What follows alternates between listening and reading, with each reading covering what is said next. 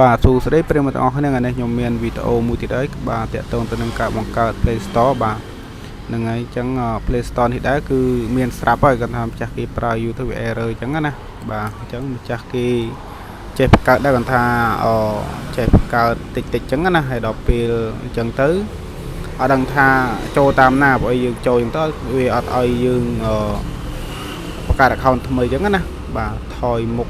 ថយក្រោយអញ្ចឹងទៅធម្មតាសេរីមុនយើងថយមកក្រោយទៅឲ្យយើង add account បន្ថែម account ថ្មីតែឥឡូវនេះវា update version ថ្មីវាអត់បានទេអញ្ចឹងណាអញ្ចឹងយើងថយមកក្រោយវាអត់ឲ្យយើង add account ថ្មីទេតែដងកន្លែង YouTube ក៏យ៉ាងដែរតែ Play Store error កន្លែង YouTube ក៏ប្រើកើតដែរអញ្ចឹង YouTube នេះតើតា Play Store ដើរបានវា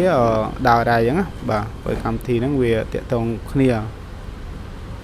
ចឹងកន្លែងនេះវាឲ្យយើងបាទ select កន្លែងនេះវាវែងឆ្ងាយអញ្ចឹងណាមួយម្ចាស់គេចេះតែដាក់លេខកូដតែប្រេតតែបាសអញ្ចឹងដល់ពេលខ្ញុំស៊ូវាទៅគេថាអត់ស្គាល់លេខកូដអត់ចាំលេខកូដទេអញ្ចឹងខ្ញុំក៏មិននេះដែរអញ្ចឹងខ្ញុំទៅបង្កើត account ថ្មីហ្មងអញ្ចឹងណាកន្លែងនេះដែរគឺខ្ញុំចង់ជម្រាបបងប្អូនថាដើម្បីបង្កើត account ថ្មីតែយើងត្រូវចូលតាមណាអញ្ចឹងណាបាទឥឡូវខ្ញុំចូលតាមនេះតាម version ចាស់វាអត់ឲ្យទេអញ្ចឹងគ្រាន់តែថយអញ្ចឹងទៅពីមុនតថយអញ្ចឹងទៅវាឲ្យយើង add account ចូលបាទអញ្ចឹងបាទយកធ្វើតាមខ្ញុំទៅបាទអញ្ចឹងបងប្អូនជាដំបូងបងប្អូនទៅនេះយើងចូល setting ទៅបងប្អូនចូលនៅកន្លែងគណនីកន្លែងចាក់សោចអីបាទនេះកន្លែងគណនីបងប្អូនណាពាក្យសម្ងាត់បាទនឹងគណនីហ្នឹងបងប្អូនចូលឡើងមកទៅមកបងប្អូនអូសឡើងលើតិចមកបាទអូសឡើងលើតិចមកនោះឃើញទេ account 2នេះបងប្អូនណាបាទអញ្ចឹងខ្ញុំបញ្ជាក់ដែរបងប្អូនបើ account កន្លែងនឹងច្រើនទូរស័ព្ទយើងប្រើក៏អត់ល្អដែរអញ្ចឹងវាប្រើម្ដង load នេះម្ដង load នោះអញ្ចឹងណាអញ្ចឹងឥឡូវយើងត្រូវទៅលុបចោលទាំងអស់ដើម្បីឲ្យម៉ាស៊ីនយើងដើរស្រួលអញ្ចឹងបាទអញ្ចឹងទៅមកបងប្អូនចូលតាមការ account តាមចូល setting នឹងក៏បានបាទបងប្អូនចូលទៅលើ Play Store លើទូរស័ព្ទយើងនោះក៏បានដែរវាចូលដូចគ្នាឥឡូវយើងលុប account ពីរនឹងចេញហើយយើងវាឲ្យយើង add account ថ្មីចូលបានបងប្អូនណាបាទបងប្អូនមិនចង់ចូលតាមនឹងទេបងប្អូនចូលតាមនេះយើងចូលតាម Play Store នេះក៏បានដែរបងប្អូនណាបាទអញ្ចឹងវានាំយើងទៅបង្កើតថ្មីដូចគ្នាដោយសារយើងលុបពី error មុនចោលហើយអញ្ចឹងណាបាទ account តែយើង add account ថ្មី Play Store ថ្មីចូលពី account អញ្ចឹងទូរស័ព្ទបងប្អូនដោតចេះតែ error ដោតចេះតែ error អញ្ចឹងណាបាទអញ្ចឹងឥឡូវយើងបាទយើងចូលតាមនឹងមកយើងកើត account តាមនឹងទៅបងប្អូនបាទលើបើសិនបងប្អូនមាន account ស្រាប់បងប្អូនបាយចូលលើទៅបើថាអត់មានទេបងប្អូនចូល account ហ្នឹងទៅបងប្អូនយក my seller បាទយកកើតសម្រាប់ខ្លួនយើងអញ្ចឹងណាបាទអញ្ចឹងតមកបងប្អូនដាក់ឈ្មោះឲ្យដាក់ទៅកន្លែងហ្នឹងបាទសំខាន់បងប្អូនចាំអញ្ចឹងណាបាទពាក្យឈ្មោះណាបងប្អូននេះបងប្អូនដាក់ទៅឲ្យសំខាន់ឲ្យយើងចាំតមកបាទតាមដាប់បណ្ដោយអញ្ចឹងទៅបាទ Play Store Gmail បាទ Gmail 2នេះវាឲ្យយើងស្រាប់អញ្ចឹងណាតែបើបងប្អូនថាមិនចង់ទេបងប្អូនវាយពាក្យខាងក្រោមអញ្ចឹងទៅបាទលាយឡំជាអក្សរជាលេខអញ្ចឹងទៅណាបាទអញ្ចឹងឥឡូវខ្ញុំយកអាក្រោមបាទយកអាក្រោមខ្ញុំបញ្ចូលពាក្យណាដែលខ្ញុំងាយស្រួលចាំខ្ញុំដាក់អញ្ចឹងទៅបាទ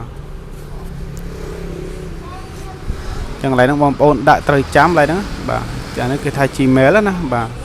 អានេះបើយើងខ្ញុំបញ្ចូលពាក្យទៅមានន័យថាជន់របស់គេពីមុនអញ្ចឹងអត់បានទេអញ្ចឹងយើងត្រូវថែមថែមអីពីក្រោយខ្ទុយយ៉ាងទៀតណាបាទយើងថែមទៅតមកយើងនិចទៅបាទបើវាអត់ណាបើគាត់ថាបើវាទៅអញ្ចឹងមានន័យថាវាអនុញ្ញាតឲ្យយើងទៅហើយវាអត់មានជន់របស់គេទេអញ្ចឹងតមកបងប្អូនដាក់លេខកូដឡើងនេះមកបាទដាក់លេខកូដឲ្យចាំមកបាទប៉ណ្ណឹងមកយើងសង្កេតឃើញថាយើងជោគជ័យបងប្អូនណាបាទចឹងយើងកើតបានហើយយើងធ្វើតេស្តមើល download Play Store យើងមើលតើវាអនុញ្ញាតឲ្យយើង download អត់ចឹងណាបាទចឹងជានិចទៅមុខរហូតទៅបងប្អូនណាបាទដល់កន្លែងហ្នឹងមានន័យថាយើងជោគជ័យដើមបដាហើយបាទនេះគឺជាការបង្កើត Play Store បងប្អូនណាបាទយើងបង្កើតតាមហ្នឹងបាទបងប្អូនមុនបង្កើតយើងត្រូវតែទៅលុបមើលចូល setting ទៅមើល account យើងតើវាមាន account ប្រមាណ account ចាស់ដែល error គឺយើងលុបដូចខ្ញុំលុបខាងដើមឲ្យបងប្អូនមើលចឹងបាទបើសិនមាន account នឹងទៀតយើងដាក់ account មាន account error 2ចឹងទៅយើងចាក់ដាក់ account ថ្មីទៀតវាបង្កើតឲ្យបានមែនតែវាអត់ download ឲ្យទេចឹងណាបាទវា down ទៅវាចេះតែ error download បានពាក់កណ្ដាលវា error ចឹងចេញសញ្ញាឧទាន error រហូតចឹង ចឹងបើចង់ឲ្យវាជ្រះស្រឡះបងប្អូនទៅលុបចោលតើមកបងប្អូនបង្កើតបាន Play Store ប៉ុណ្ណឹងបងប្អូនទៅចូល update កម្មវិធីមួយចំនួនដែលបងប្អូនប្រើឃើញទេបាទព្រោះយើងបង្កើតបាន Play Store ចឹងហើយយើងអត់ទៅបាន update Play Store អត់បាន update Messenger Facebook ឬក៏ YouTube ទេវានៅតែ version ចាស់ចឹងដែរយឺតដែរចឹងដើម្បីឲ្យវាឡើង version ជាមួយនឹង Play Store ដែលយើងបង្កើតហ្នឹងបងប្អូនចូល Play Store ហ្នឹងមកបងប្អូន update តាមអ្វីដែលខ្ញុំប្រាប់នេះទេណាបាទចឹងយើង update ទៅកែកំណែតម្រង់ចឹងណាជិះទៅវា update ដែរបាទអញ្ចឹងបងប្អូនមើលកម្មវិធីណាដែលថាបងប្អូនឧស្សាហ៍ប្រើញឹកញាប់បាទដែលថាប្រើទៅវាអត់ដើរវាស្ពឹកវាអីចឹងណាបាទឬក៏គេ message មកវាអត់រោវាស្ពឹកអីចឹងបងប្អូនធ្វើតាមខ្ញុំទៅបងប្អូនចូលទៅ Play Store ចឹងមកបងប្អូន update មួយម្ដងចឹងដែលតែកម្មវិធីបងប្អូនប្រើញឹកញាប់ចឹងណាបាទអញ្ចឹងបងប្អូនសង្កេតមើលឬក៏ចំណាំដែល Gmail បងប្អូនដែលបង្កើតបានហ្នឹងបងប្អូនទៅតែចាំ Gmail ប្រមាណលេខកូដប្រមាណអញ្ចឹងដើម្បីយើងវាយចូលទូរស័ព្ទយើងផ្សេងអញ្ចឹងទៀតបងប្អូនណាបាទអញ្ចឹងជាចុងក្រោយសូមបងប្អូនជួយ Subscribe Like Channel របស់ខ្ញុំមួយទៅដើម្បីទទួលបានព័ត៌មានល្អៗនៅពេលក្រោយទៀតបាទសូមអរគុណសូមជម្រាបលាបាទ